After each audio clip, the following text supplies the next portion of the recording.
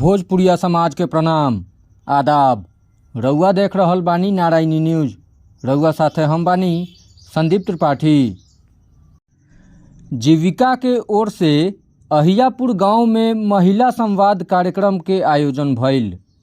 कार्यक्रम में शामिल महिला लोग के एलईडी के माध्यम से केंद्र आ राज्य सरकार के विकास योजना के जानकारी दिहल गईल।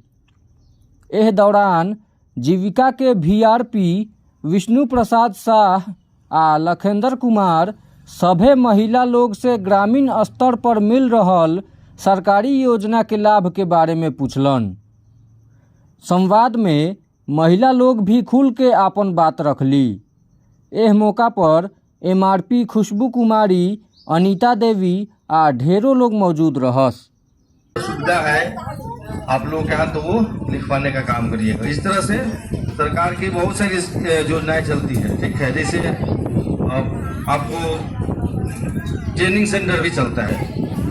दीनदयाल उपाध्याय ग्रामीण कौशल योजना, ये भारत सरकार की स्कीम है जो जीविका के माध्यम से वहाँ पे चलाया जाता है। रउआ सभे नारायणी न्यूज के लाइक करी, सब्सक्राइब करी।